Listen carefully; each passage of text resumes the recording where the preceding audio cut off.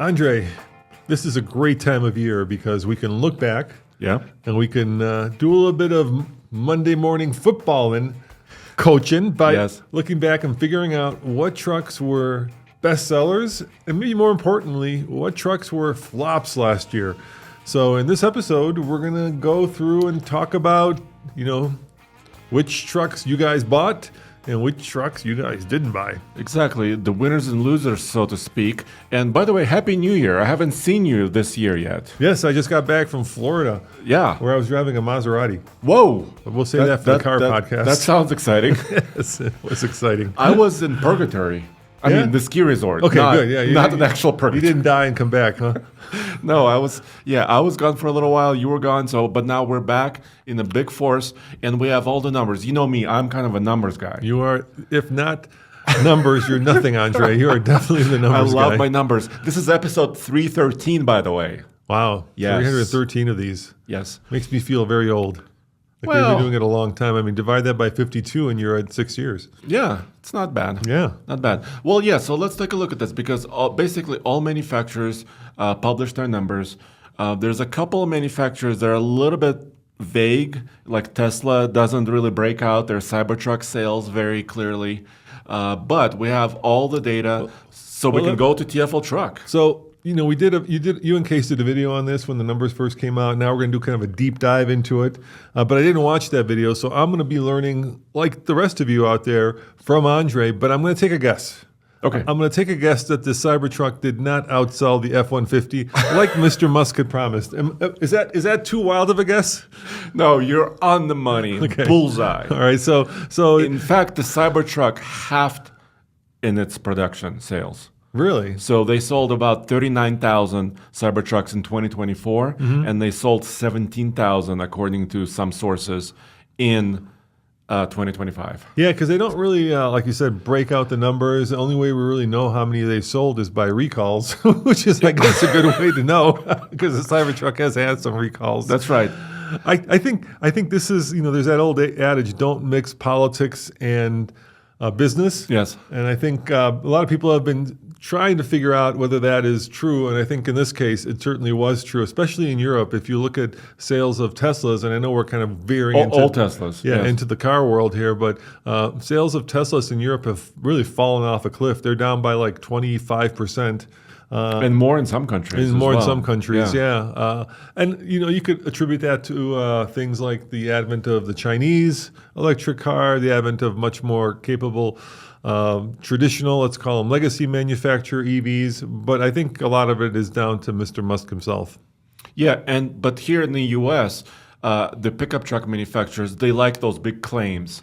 I'm the best-selling truck. F-150 is the best-selling truck for 49 million years, right? Yeah, that's what they say. But we have to dig deeper because it may or may not seem what it is. But how about we save the full-size trucks just for a little later? I wanted to show you what's happening with full-size. Yeah, we got some news. Truck-based SUVs because we didn't do these numbers yet. All right, so tell me about the Tahoe, the Suburban.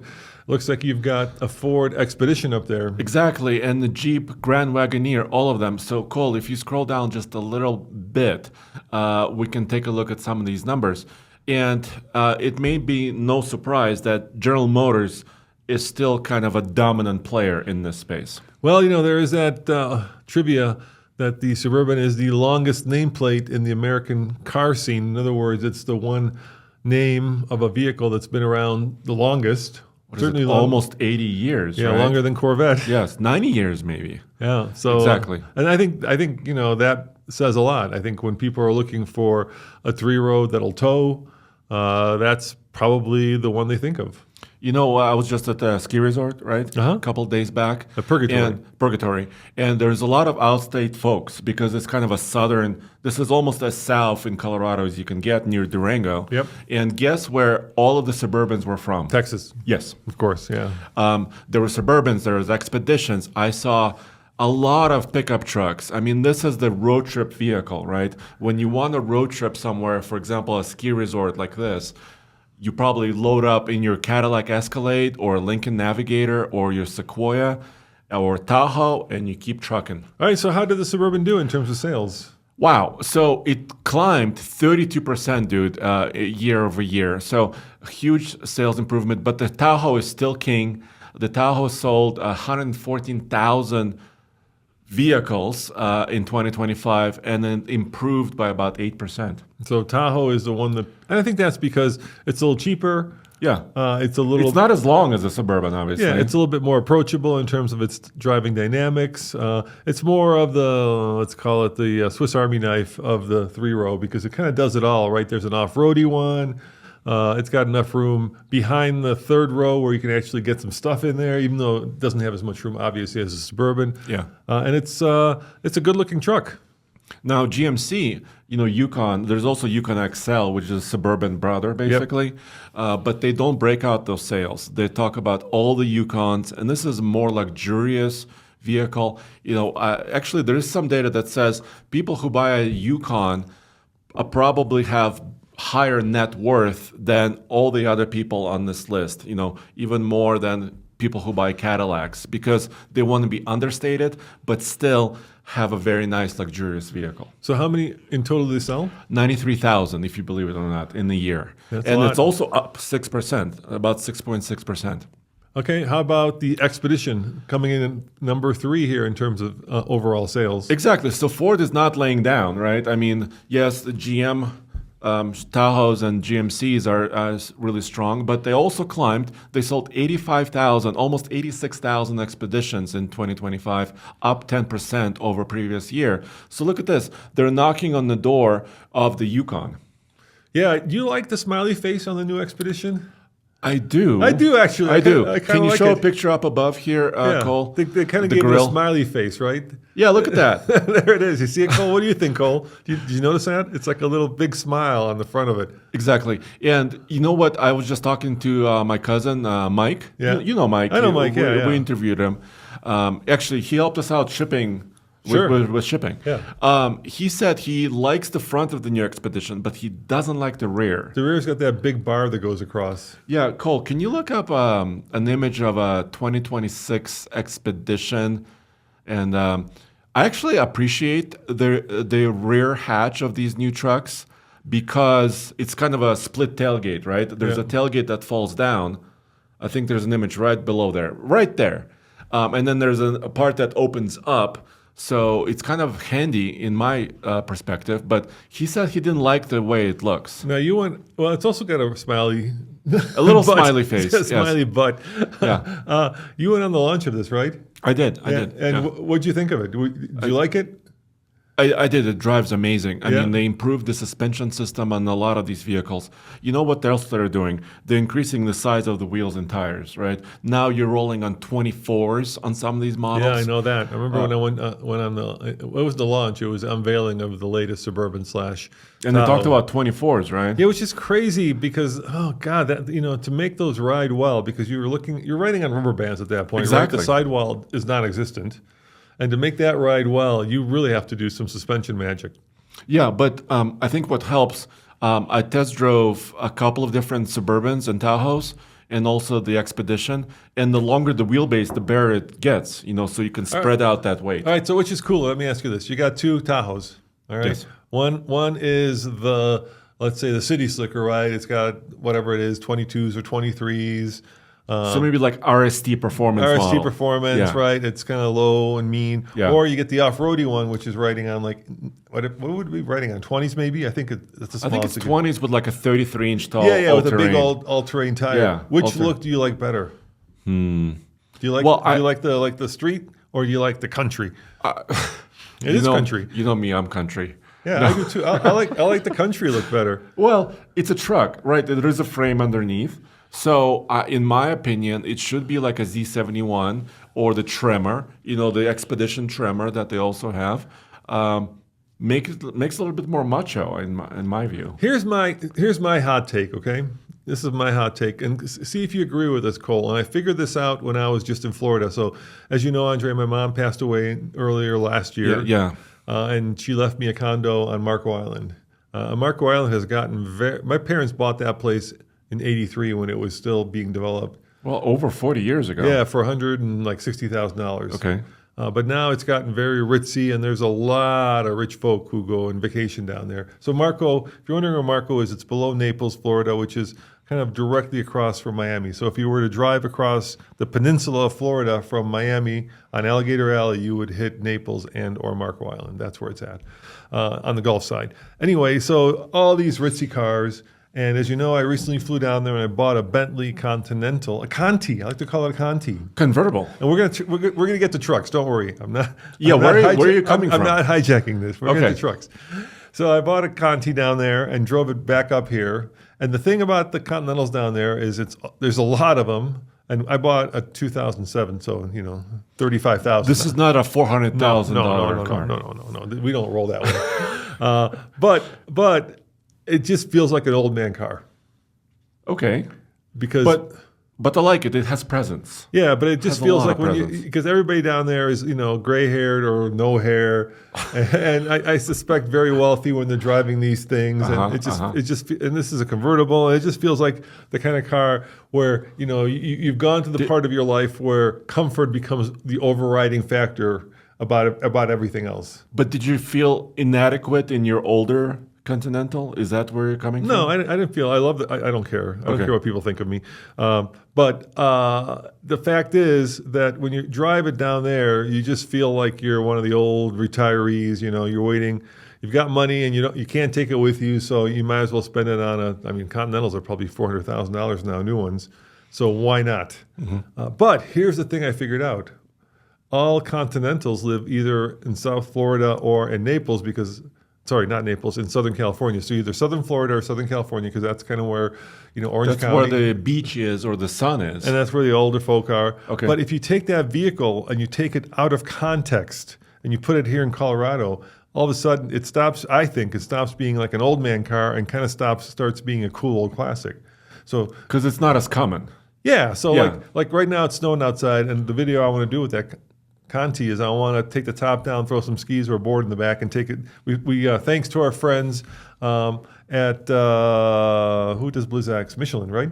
Yeah. They give us the or Bridgestone. Bridgestone. Thanks to our friends at not Michelin. Thank you.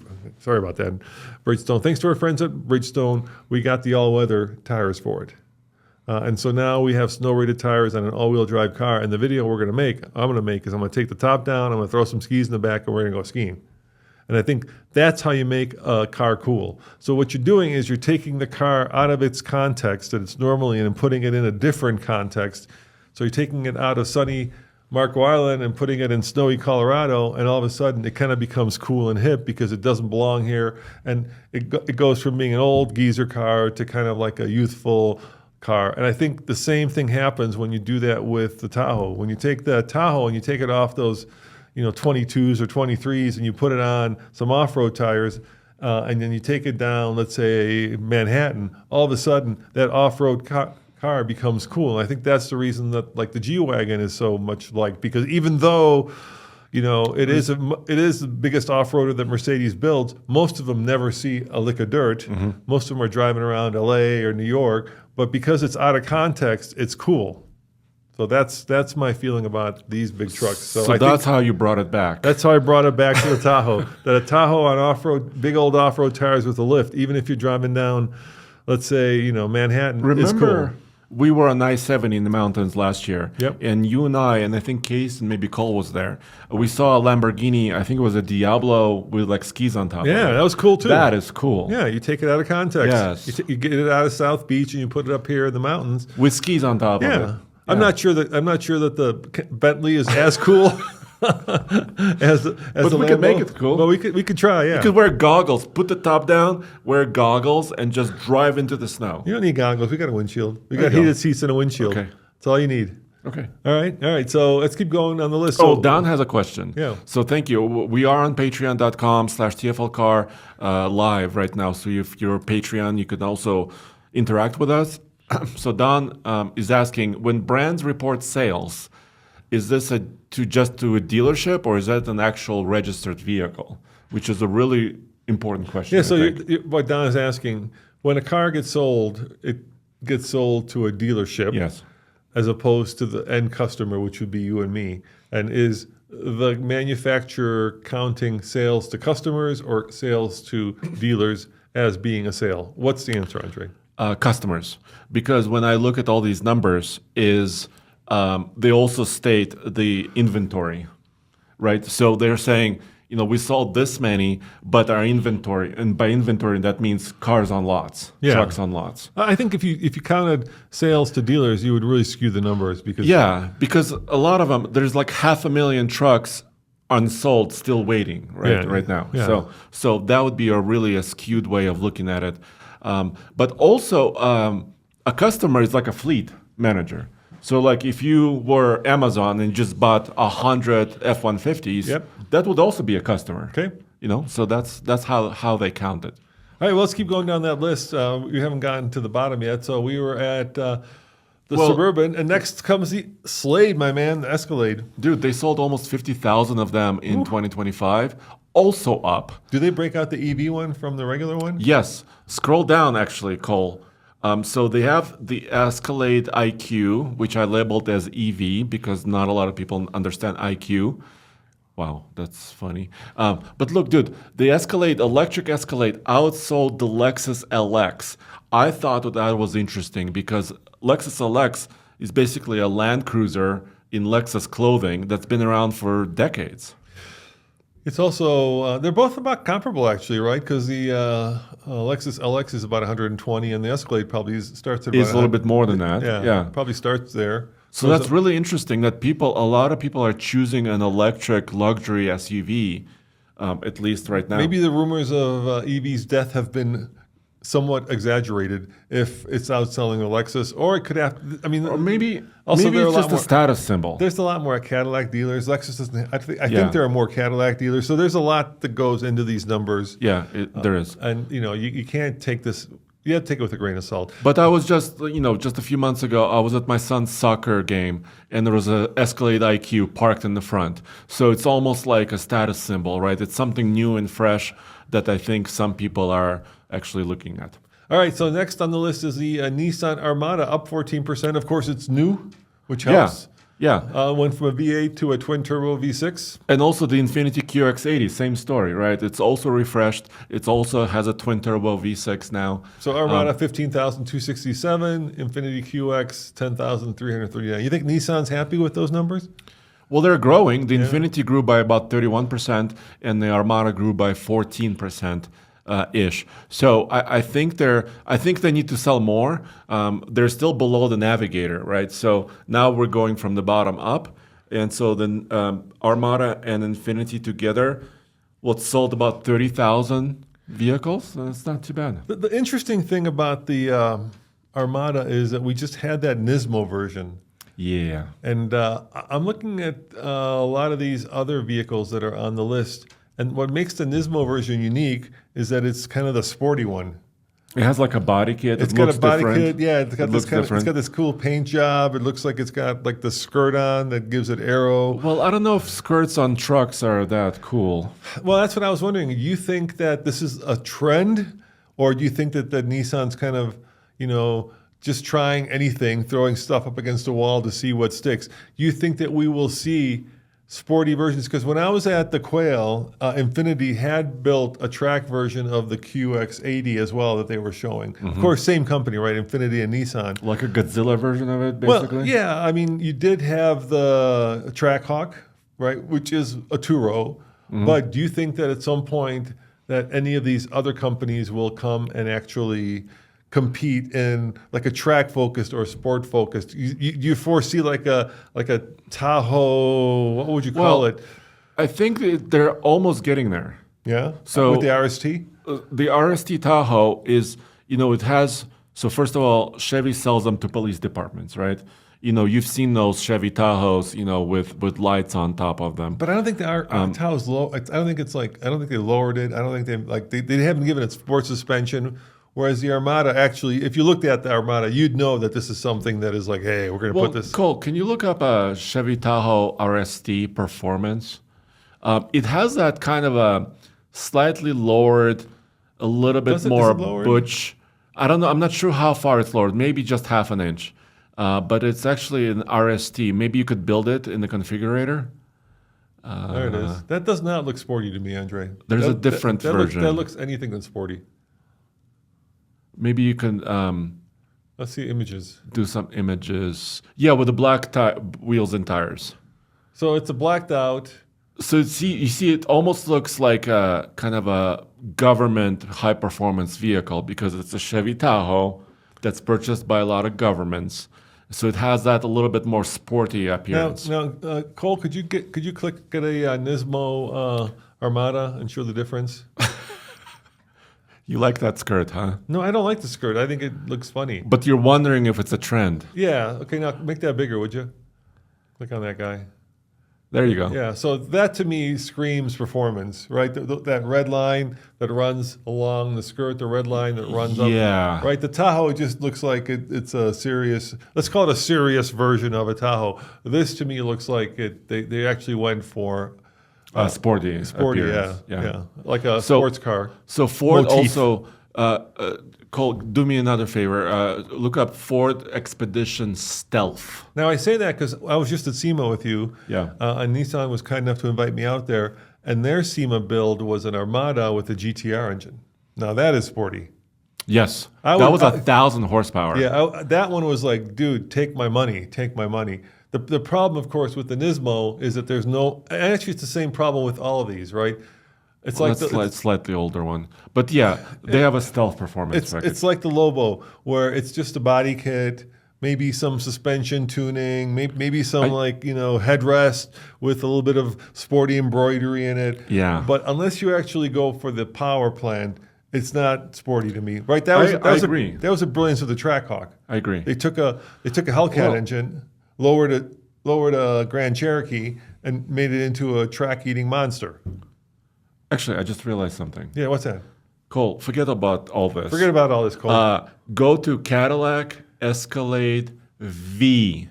There you go, the V. Supercharged, yeah, humongous, maybe loud. So maybe it is a trend. Yeah. Yes. I would forget about all of this.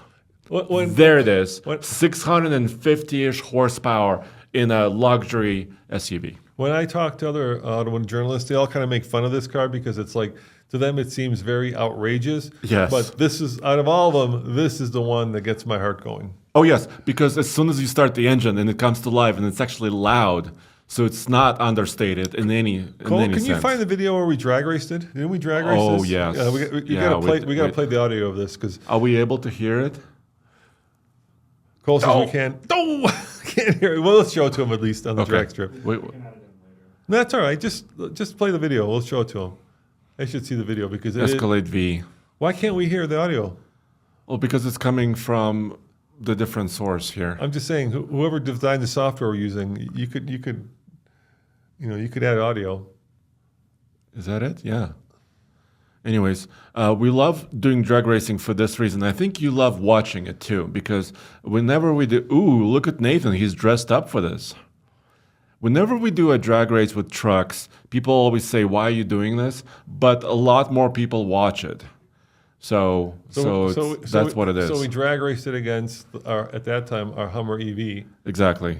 Which is 1,000 horsepower. There's Nathan with his foot to the floor. And teeth grinding. And there goes the Hummer EV. This is not a good demonstration of the coolness of the supercharger.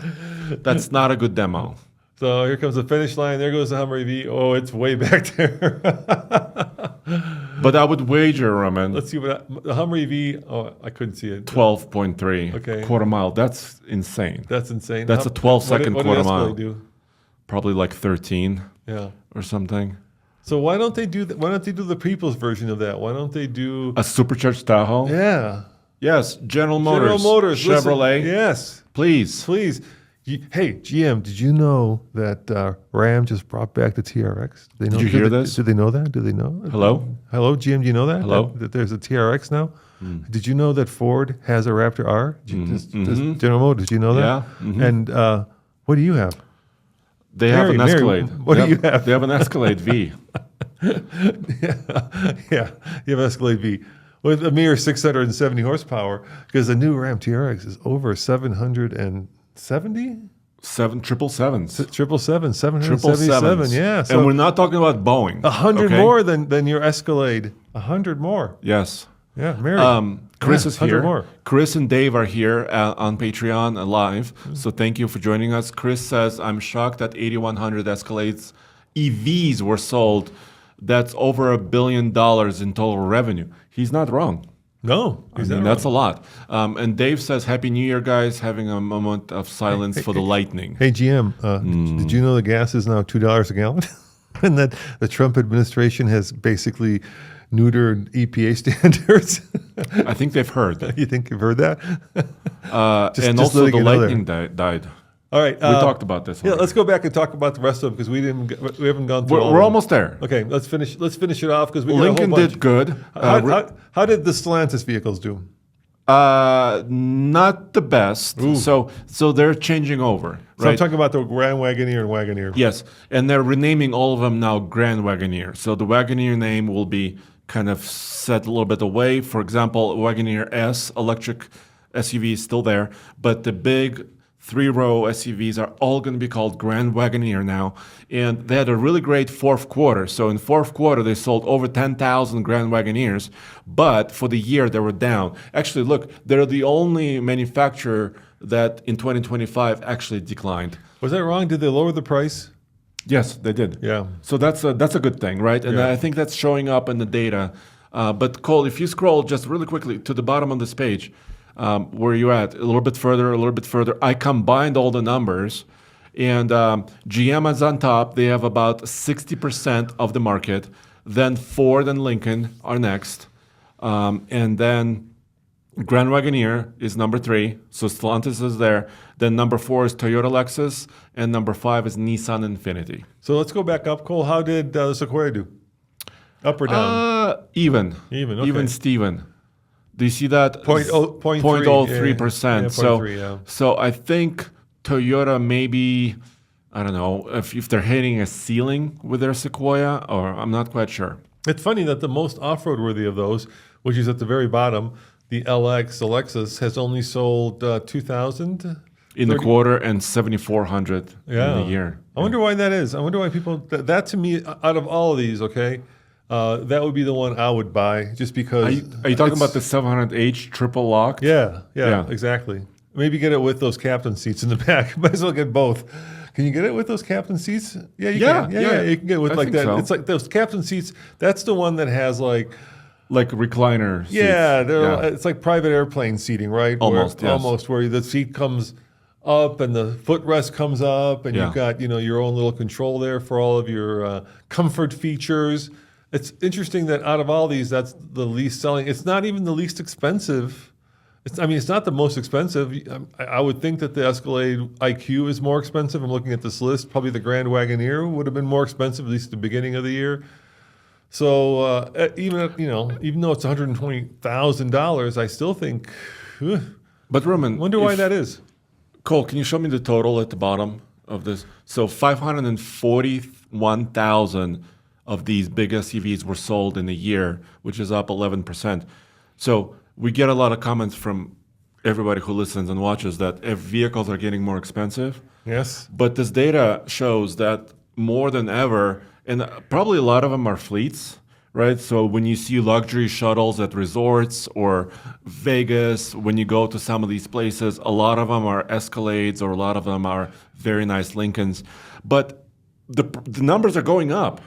The question I have on the Lexus LX is it's got that twin turbo V6 that now Toyota has replaced 200,000 of, but they haven't done the hybrids yet. Right. Because it's a hybrid. So the Lexus LX is not technically affected yet. But I have this sneaking suspicion that it's the same engine that's in the non-hybrid, and Toyota's slowly kind of rolling out the recalls, trying not to, have to recall 300,000 engines or whatever it is, because right now they've recalled 200,000, and I got a sneaky suspicion that might sometime this year be one that gets also recalled. I'm just guessing. I have no insider knowledge to back that up, but if I were Toyota and I had to recall every single one of those twin turbo V6s, be they hybrid or not, I wouldn't do it all at once because that would be a huge chunk of money to outlay and a huge chunk of work for all the dealers to do. So I'd be a little concerned.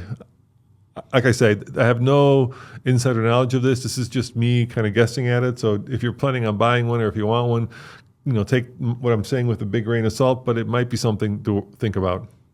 And the nice thing is they are replacing the engine, so you might get a whole new engine. Yeah, so it could go both ways. Dave Stubbs has another comment here. He's wondering if Ford should be making an Expedition Raptor to go up against the Escalade V. But I think, a Raptor, yes, you could have a V8, a supercharged V8. Well, they would start with a Tremor, wouldn't they? They do have a Tremor already.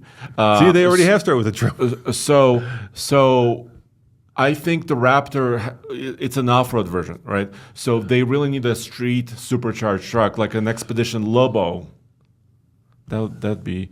So the weird. Lobo from the factory doesn't have any extra power. I think that's where Ford really kind of didn't hit the mark. I know they have a supercharger you could buy at the dealership, with the Ford Performance parts, but I think it has to be from the factory. And this is a good place to transition to compact trucks. Let's start with the trucks. Let's start with the bottom. Yes. So let's start with compact trucks. I'm going to surprise you. All right, because there's only two.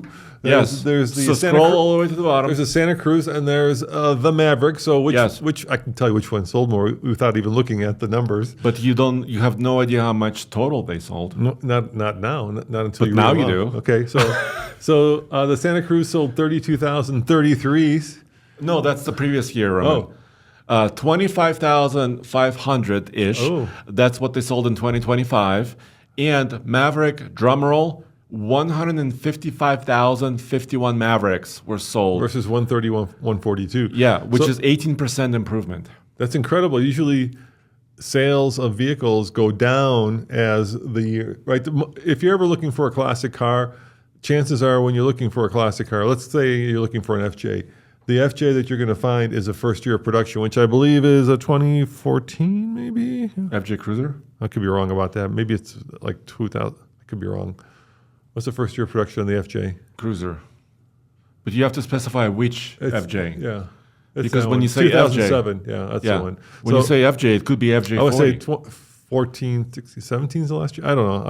I'm bad with numbers, Andre. But every time you look at one, you will find that it's a 2007 because that's the first year of production. So it's very surprising that the numbers actually have increased on the Ford Maverick. Which means it's strong. Which means people want one, yeah. And also it's been refreshed.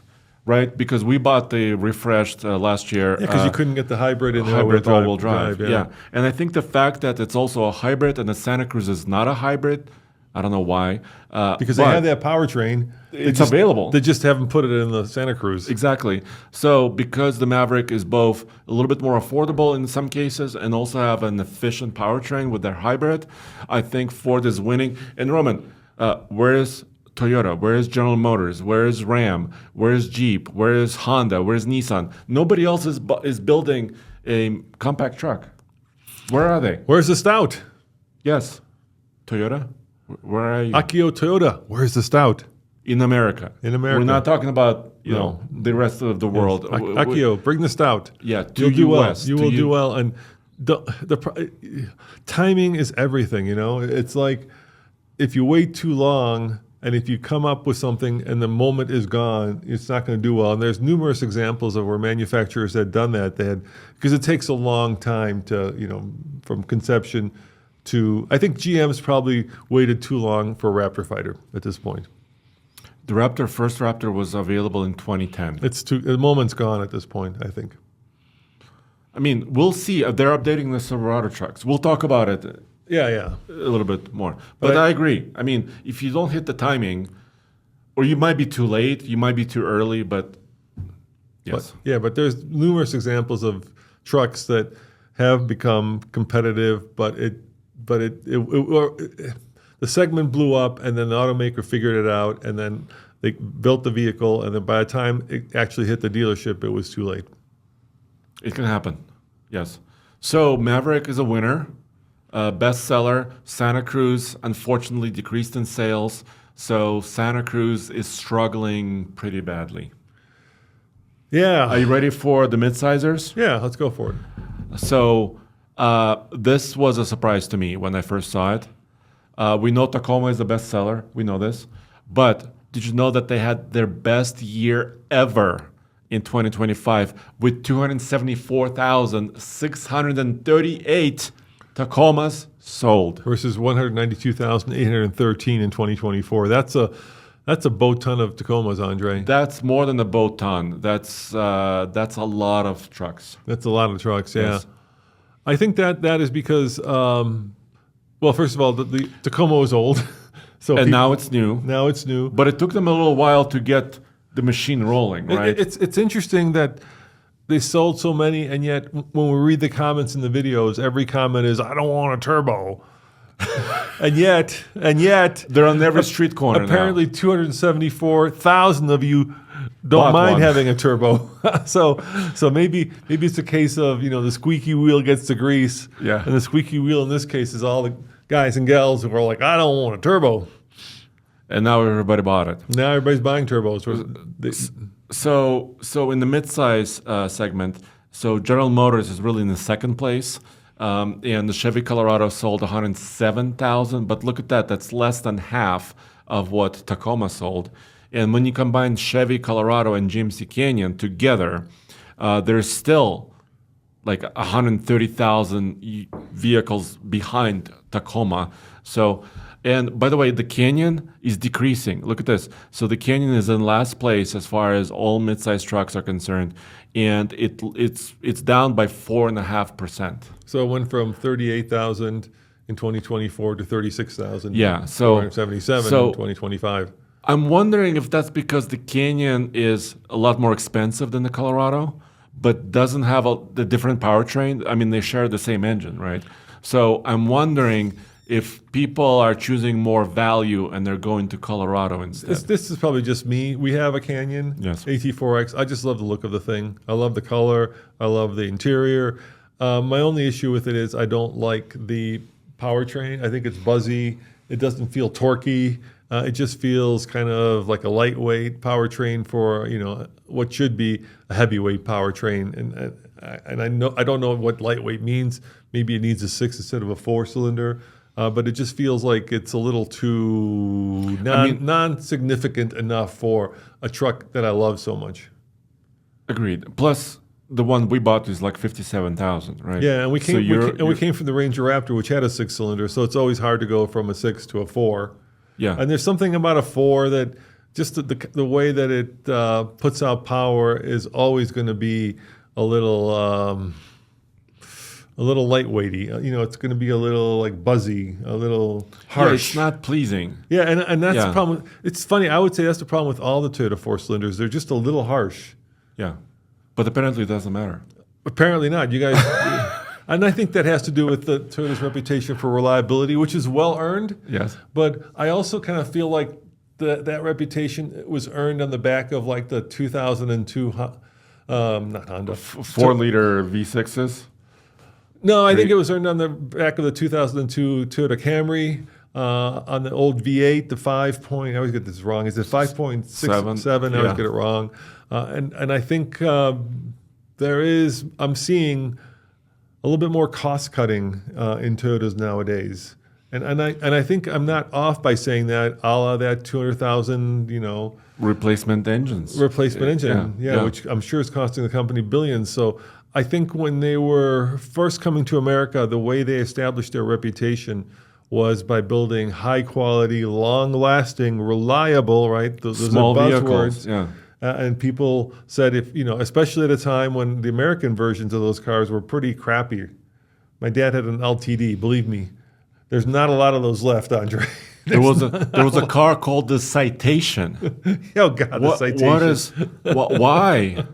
Yeah. Why would you buy a Citation? Built in Janesville, Wisconsin, where I used to live. Wow. When I was a TV reporter, so I'm very familiar with the Citation. And then they also built Suburbans. And anyway, the Japanese, specifically Toyota, came in with this very clever plan. They looked not 5 years ahead, but 50 years ahead. And the plan was we're going to build high quality, reliable, long lasting vehicles.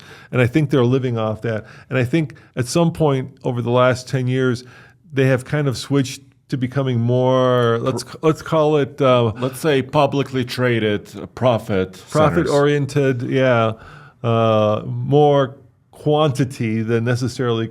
It's hard to keep that kind of quality up when you're building 274,000 Tacomas, and so it's not quite where it used to be, but they're still doing very well. So kudos to you, Toyota. Yeah, and time will tell. I mean, I know it's a cliche, but when we look back 2 to 3 to 4 years from now, we're gonna look back at some of these trucks and see what's happening. So let me ask you this question before we get to the number on the Ford Ranger. Has the Ford Ranger cannibalized sales of the F-150?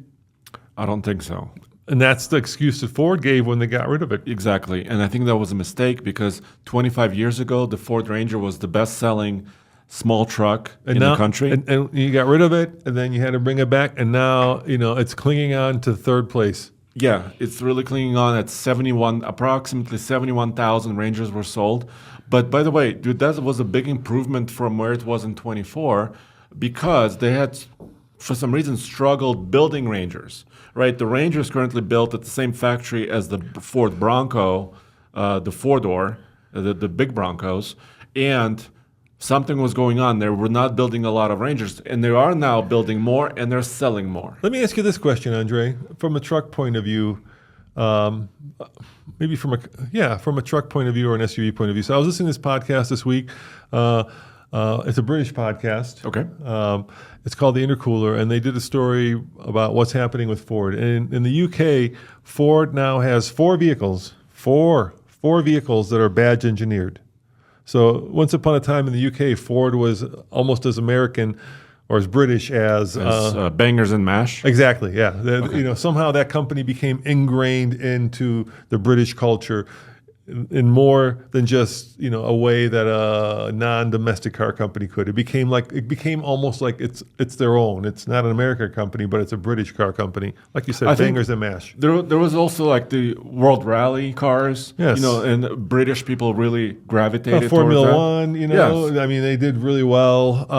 But now they're selling 4 cars in the UK or in Europe that are badge engineers. So they're selling 2 that are ID buzzes. I want to say the Puma, or as the Brits say, Puma. And I want to say the Explorer. I think that's also an ID buzz underneath. And then there are 2 that are Renaults. The Fiat. I think they're bringing back the Fiesta or the Focus and one more. Both all electric. But the point that this podcast was making is why are you not only badge engineering these cars, but why are you paying your competitors to build your cars, which is what they're doing. And then the bigger point they made is that at least in the UK, Ford no longer has cars really for the cheapest, I guess they said, Ford in the UK. And they used to build these super inexpensive, affordable cars like the Fiestas, right? Yeah. This is Mondeos and more. But the cheapest Ford you can buy in the UK now is £26,000, which I think translates to close to like 29,000 USD. And they're saying that Ford is kind of giving up on the middle, right? They have the GTD, they have these expensive vehicles, maybe Raptors. Yeah, and then they don't have anything that kind of lives, where most people are, which is weird because they said one of the things Ford was able to do, and very few car companies are able to do this, is they could sell everything from a Fiesta to a GTD, which is a big, that's a big chunk. That's a huge gap that you're selling to, right? You're selling to the ultra wealthy. Because the GTD realistically starts at $400,000, and yet you're also selling to the $20,000. Right, they had a three cylinder. Remember they had that little 3-cylinder Fiesta. We owned one. With 100 horsepower. That's great. No, we had the Fiesta ST, but there was a little 3-cylinder. Yes. Not the sporty one that had 100 horsepower. The basic one. The base one, yeah. And I wonder if that's kind of happening in America too. If they've kind of given up on the middle. So I can answer the question why is some of their electric cars built by VW? Yeah. I can answer that question because Ford and VW made a deal a couple years back where VW said, we need a pickup truck, and Ford said, we'll build you an Amarok based on a Ranger. And VW said, okay, thank you. And Ford said, how about you build us a couple of electric cars? So it kind of was a trade. I don't know why Ford is working with Renault or somebody else. I can't explain. I can't explain that. But but there's something going on there. Okay, that's a good explanation. Which kind of makes sense because Ford really knows pickup trucks, and VW at the time, was working Europe, on sedans electric. are still selling. In Yes. America, Ford left that. They left it A long time ago. Yes. They've become either an SUV or a truck company. But outside of the F-150, which of course, you can't just put that aside, right? They sell, well, we'll get to that in a second, but they sell hundreds of thousands of those. Almost, we're approaching like 1 million a year now. It's kind of crazy. But what is in that middle segment that Ford sells here? It's not crazy expensive, right? They got rid of the Edge. They got rid of the Bronco Sport.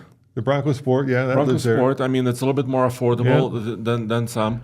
But they used to do like the Escape is not doing well for them. The Escape is going. They used to do the Maverick at 19, which is gone. Now it's 27. Yeah, they did the Lightning at 39, and then it went up to it's discontinued up to 70 something, and then it's gone. Anyway, let's leave that for the folks at the intercooler to debate.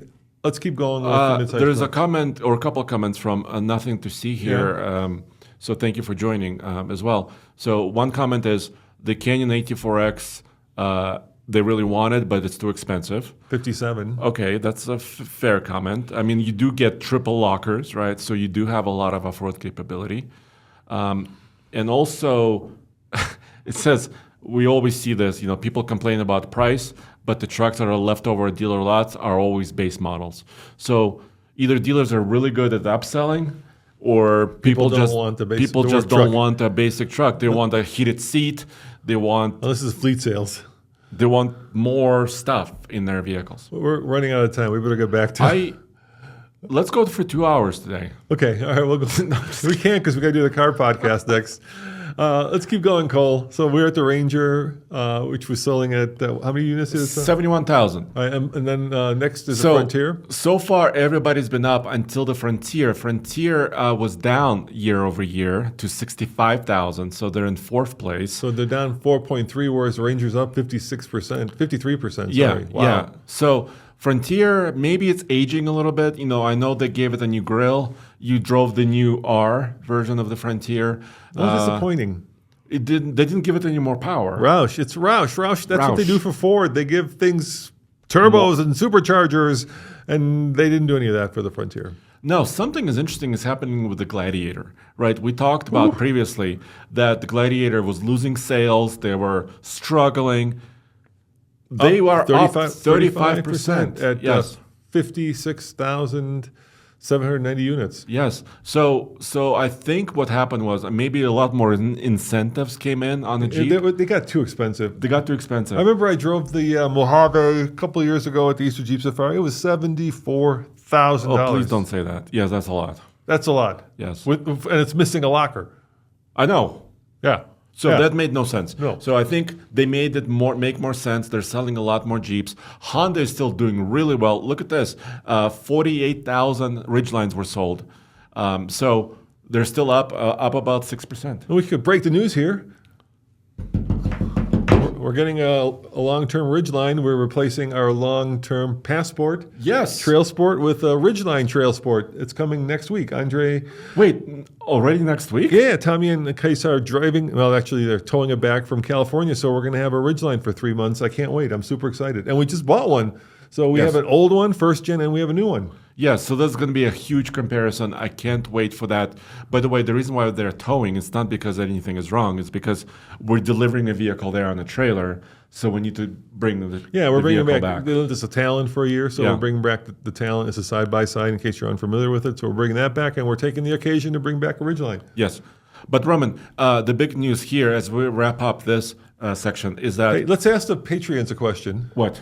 All right, we've been pondering this at the office, guys. So this is a question, and we'll get to the answers. So, every year we buy new trucks and then sell new trucks. And this year, we're going to buy new trucks and sell new trucks. So we've got basically 3 trucks that we'll probably be selling this year. So our Canyon AT4X is going to go. And I'm thinking about buying that from the company because I love that truck so much.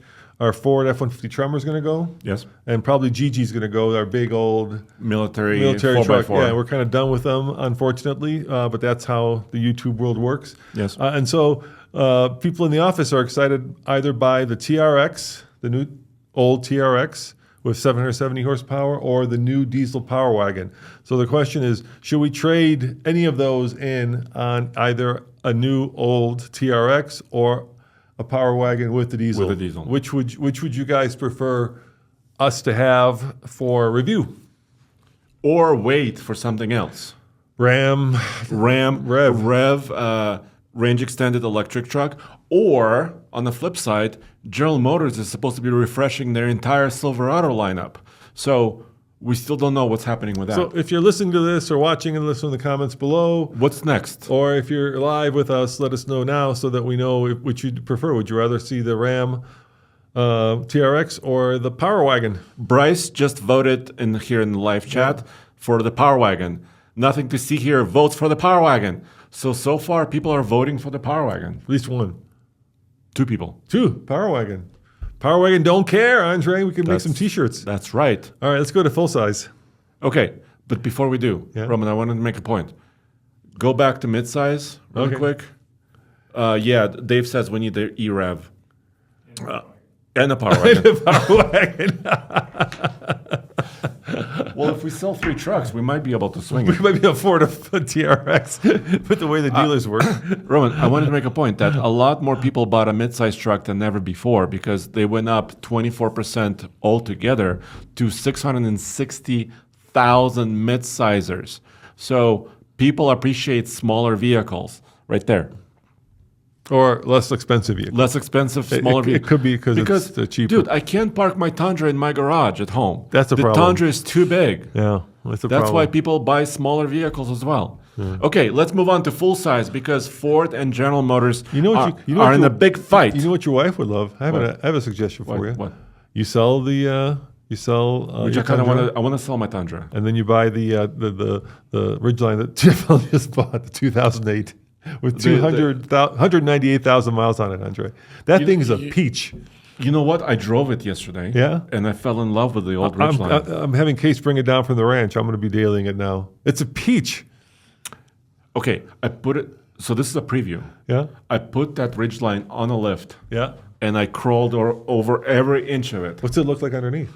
Really nice. Is it? Yeah. Mm-hmm. Somebody loved that thing. And you found out that actually somebody changed the timing belt. The timing belt was changed 20,000 miles ago. Wahoo, yeah. Because if that goes... Yeah. So, Honda used to build... We talked about the yesteryear. Honda built some really nice, reliable stuff. But you got to be quick because Tommy's eyeing it up too. Everybody. But Roman, unfortunately... I need to tow a 6,000-pound boat. It only tows 5,000. So that's not quite working for me. Yeah, that's true. So I'll have to talk to my wife about this. Get a smaller boat. Yes. Tell your wife you need why is my boat so heavy? Yeah, you need a smaller boat. That's really a first world problem. Can you water ski behind a jet ski? Technically, yes. The answer is yes. I've never seen it happen though. People do it? Yes. Really? Okay. Yeah. I learned something new today. It's an issue because when you make slalom, when you make a zigzag with your skis, you can actually pull the jet ski to the side because it's so small. So it's like the tail wagging the dog. Literally, tail wagging you. Okay. Literally. All right, let's see. The number 1 selling truck in America is... Well, how do you want to work it? Because do you want to work combine General Motors together? Combine them. Yes, combine them. Because a lot of viewers said don't combine them. But I say combine them. Why wouldn't you combine them? Well, because it's owned by one company. Somebody said that a person who buys a Sierra is not the same person who buys a Silverado. The money goes in the same place. It goes to GM. Okay, so when you combine GMC and Chevy, they are still number 1 if you combine them. 936,000 trucks. I'll tell you why you combine them. Because Ford combines all the F-Series. And the person that buys an F-150 is certainly not the same person who buys an F-450. Yeah, dually. Yes. Yeah, no, yeah. So if Ford's combining it, let GM combine it. What's good for the goose, Andre, is good for the gander. What's good for Ford is good for GM. Okay, so in this calculation, GM combined is still number 1 by a huge margin, actually. We're talking about specifically full-size trucks and heavy duties here. Ford F-Series is in second place. Also growing year over year, 828,000 trucks Ford sold. So GM went up 7.1%, Ford went up 8.3% year over year. But something happened to Ford F-Series in the fourth quarter of last year. Down 3. It's the Lightning.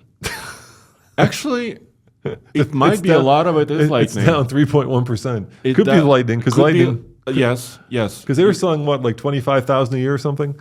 Yeah, well, the Lightning went down 6,000 units last quarter, and that's probably what it went down to. So you nailed it. Yeah. So Lightning, but why not growing the others? F-150 needs to grow. Super Duty. Anyways. Anyway, for all you Chevy and Ram fans, let's break those out. So the Silverado, 580,000 in 2025. And it grew. Versus 549, up 5.5%. And the Ram, 1,500, up 6.9% from 374 to 373. That's not 6.9%. No, because you're looking in the wrong column. Oh. It's up 0.3. So Ram struggled a lot. Yeah, when everybody else was up at least. Yeah, so I think I know what's happening here. What's happening? Right? It's the same Jeep problem. Remember, Rams were overpriced. Their heavy-duty trucks were out of reach for most people. Just crazy prices on a lot of their trucks. And now they're making it more in line. That's why in fourth quarter they grew. So, and plus the TRX coming back, there's more excitement. The Hemi is back. The 5.7. So I think Ram is going to improve from now on. All right, and then Sierra, let's break it down. Just below Ram, actually, 356,000. So Sierra grew 9.7%. From 324, yeah. So, yeah. And then Toyota coming down. 12.7. So Tundra is down. They sold a lot. So maybe the engine replacements did have an impact on Tundra sales because Tacoma is through the roof and yet Tundra is down. Or it could be styling. I'm not sure I'm in love with the styling of the Tundra. But styling, yes, it's a consideration, but I don't know if it's a number one consideration. But when I talk to people, that's what I hear. Well, that's what Michael told me. He said, I don't like the look of the Expedition. I just keep talking to people and they don't like the look of the Tundra. I don't mind it, but I'm wondering if that could play a role. That's just anecdotal, what I'm hearing from people. By the way, I got stopped flying back yesterday from the airport at TSA, and the guy recognized me and he said he was a huge fan. And I said, what do you drive? He said he drives a,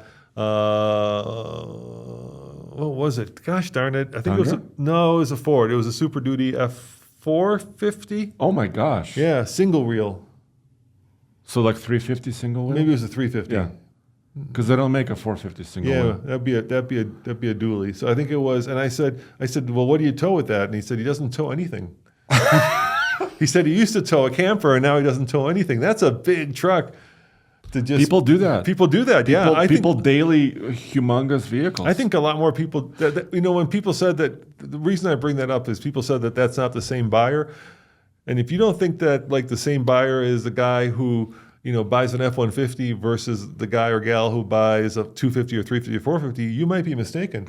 I think people like actually graduate up from an F-150 to a 250 or a 350 or 450. It's actually they might graduate down when they age out because I hear that a lot too. When people get older, they have had the big. Well, you have to climb up into a truck, and a lot of older people don't want to climb up. Yeah, but I don't think that. I think that is the same buyer. This guy's just dailying a 350. Was this in Denver? This was in this was in Fort Myers. Oh, in Florida. Well. They don't have any turns there, so it doesn't matter. You just go straight. But also in Colorado, we don't have, on the eastern plains, we don't have any I shouldn't say turns. They have turns. They have 90-degree turns, so they have no curves. It's just straight, 90-degree turn, straight, 90-degree turn, straight. I understood what you meant. Yeah, okay. Because it's big places. You want to have a big vehicle to take you long distance. All right, and there's your Lightning is next. Down 18%. Yeah, and it's down even more in the fourth quarter, so the Lightning was... And it's now discontinued until we wait for the next one. Cybertruck is down 56% according to some data. This is based on some of the AI searching that I did. Hummer EV, on the other hand, is up, Roman. So GM is still doing pretty well with their electric trucks, even though they're not selling a lot of numbers. They're growing their numbers, and that was up 12.8%. And they sold SUVs and trucks, EV, 15,788. And the Titan is down 86%. Well, Who the would have Titan, thunk? A truck they don't build anymore. I know. So they discontinued the Titan, more than a year ago? They still sold Titans? Yeah. They sold what? How many? 2,000 of them? 2,000 last year There's was 2,000 sold. still sitting around in lots? They were sitting around. Okay. All right. And then it's interesting, the Silverado EV, which I think is like the most useful of all the EV trucks because it's got the biggest battery. Everybody's complaining about the fact that trucks don't have enough range, yada, yada, yada. They don't tow far enough. And yet the Silverado does. And yet it's way at the bottom here. The Sierra EVs. Well, yeah, but it's still growing sales. But they did only sell 11,000 Silverado EVs and almost 8,000 Sierra EVs. So they're still there. There's no news from GM but yet. But it's up 51%. Yeah, they're still growing their sales. So altogether, the full-size market sold 2.3 million both half-ton and heavy-duty full-size trucks, which is a lot of vehicles. So it's more than 1 out of 10, maybe like 1.8 out of 10 vehicles sold in no, sorry. Yeah, 1 out of 8. No, 1.8 out of 10 is a truck in America because we sold, 16 million units or so? And this is... 2 million. This is 1/8 of that. Yeah, so 1 out of 8 are trucks. Yeah, which is a big chunk. Yeah, I'm sure if you go to Europe, it'd be like, it'd be less than a single digit. Yeah, there's not a lot of big pickup trucks. A lot of them are small in other markets. And the last category, do we have HD trucks? Well, this was part of this. Okay. Oh, that's right. This was rolled in. Yeah. So we can't break out HD. Not easily. So GM and Ram started breaking out HDs. But Ford doesn't. Ford publishes data They're sneaky. Yeah. They're sneaky, Andre. Ford publishes how many they build, not how many they sell. So this is a whole different story. And you can't, that's useless. No, because they can build a truck today, but it will be sold 3 months from now. Or like 2 years. Or 2 years from now. If you're talking about a Titan. So that's those Titans were built like 2 years ago, dude. I know, you know that. I know, yes. I wonder if they're discounted. I'm sure. You think? I'm sure. You think could you go grab a Titan? Because it's a good truck, actually. It's like the thing about Nissans, and I hate to say this, they're solid trucks. No, no problem in terms of solidity, but they're always like a generation behind. Like the Frontier. Frontier is like one generation behind. The Titan was one generation behind. They're always playing catch up. They're never like on generation or beyond that. They're always kind of back one, and you know that because the Frontier has the 6-cylinder, whereas everybody else has gone to a 4-cylinder turbo. And you would think that everybody wants 6 cylinders, that the Titan would be, not the Titan. Yeah, the Titan is a V8. Is a V8, and they the could Frontier have brought is it a back. 6. Yeah, but no, my point was that everybody says they don't want the 4-cylinder, and yet the Frontier is down in the midsize category. And it doesn't have a 4-cylinder. Yeah, it's a head scratcher. It is a head scratcher. Maybe it is aging. That's why. Can we look at the comments, see if anybody else voted for either a TRX or a Power Wagon? Yeah. Let's see what people have to say. And the people say... Okay. Power Wagon. Power Wagon with the diesels, as Tad said. Let's see, who else? Oh, Dave said Power Wagon. Anything else, Don? I'm kind of with that. Andre's next truck should be an F-250. That's what Don says. You don't want a bigger truck, do you? You want a smaller truck. He wants a smaller truck. I want an affordable truck. Okay. More than a big truck. Titan. Hey. Better yet, 2008 Ridgeline. It doesn't. Yes, it's a small truck, affordable truck. Than that. The only reason. Actually, I don't want to sell that truck. I really like that truck. Oh, the Honda. Yeah. Yeah, it's really useful. It's got a decent bed. What did you like about it when you drove it? I expected the steering to be loose and the suspension to bang. So it's actually solid. Let's keep in mind, guys, we bought this at our donated car auction. So we kind of bought it sight unseen, basically. Which is kind of scary. And you don't get to drive it. And the only thing you know is, are there any lights on? And does it run? You could start the engine. You can start the engine, but you don't know anything else. And so we paid just over $4,300 for a 2008 Ridgeline with 195,000. Yeah. 195. Yeah. Which is a great deal, apparently, because a lot of people are saying it's crazy. And so I think that's one of those trucks that came out just a little too early, right? It's people. The rub on that truck is it's the truck everybody needs, but nobody wants. Even though 36,000 people, if I remember right, did buy it. Yeah. So there's a few comments here as we wrap up. First of all, people are saying that Power Wagon is getting a lot of votes. first of all. And then they said they enjoyed watching our previous Power Wagon videos. Somebody wants to pre-order a Power Wagon T-shirt. Power Wagon don't care. Yes. Actually, we had that T-shirt years ago. We did. We should bring it back. Yes. So we have a design. TFL Classic. TFL Classic T-shirt. Yeah. And there's a comment here about the Hummer EV. The only reason the Hummer EV number went up is because GM dealerships are giving them away. Well, his friend got $25,000 off on a brand new. Wow. That's a huge chunk of change. Remember those things were selling when they were new for like 50,000 over sticker? They were like 170, 180. I know, when they first came out, yes. So your friend, let's say it's 125, let's just round it up. So you got it for just around 100. That's still a lot, dude. It's a lot of money no matter what, but yeah, there could be a lot of incentives on them. I also heard the opposite. Somebody recently traded in a Hummer EV and it lost a lot of money, obviously, because of some of these incentives are driving the used price down on them. Well, I think we have wasted another hour of your time. What? Yeah. No, this was fun. Was it fun? Okay, good. I mean, had fun. Cole, did you have fun? Our producer Cole. Cole's giving us a thumbs up. Cole said 2 thumbs up. And we got to take a little bit of a break before we go to the car podcast. And we're trying something new over at the car podcast. And this is just a proof of concept. We're going to have our patrons be able to call in. What? Yeah, they're going to be able to call in and actually talk to us directly and ask us questions. Just randomly. This may be a complete and utter shambles, Andre. Cole, right? Tell me it's not going to be a complete and utter shambles. No, we have amazing people listening to us. So if you come back in 35 minutes, we're going to do our very first, and it's me and Andre because Tommy and Case are... they're working in the snow. They're working. We got snow, and so whenever there's snow, we just go out there and go off-road because... that's what you do in the snow. That's fun. So we're going to try to do a call-in show where we're going to have you call in and ask us questions directly if you want to have a nice chat with us. And we'll try to answer your questions because I know listening to the other podcasts, the thing that's very popular is people asking questions. But the problem is whenever you type the question, you never get the nuance of what people are asking. Or the full context. Or because there's all these questions that you want to follow up with. Well, I'm looking for a truck that's $35,000 and I need it to tow 5,000 pounds. And it has to be yellow. And then you're like, okay. Then you're like, but do you need room for your family? 2 doors or 4 doors? 4 doors, yeah. How much payload do you need? So this will give people the option to actually have a conversation and hopefully give you answers from our vast amount of trucking experience, Andre. Or carring experience. In this case, yeah, carring experience, yeah. I just drove a Maserati for a week. We can talk about that. I want to hear about this. Yes, but not now. No, not now. Okay. All right.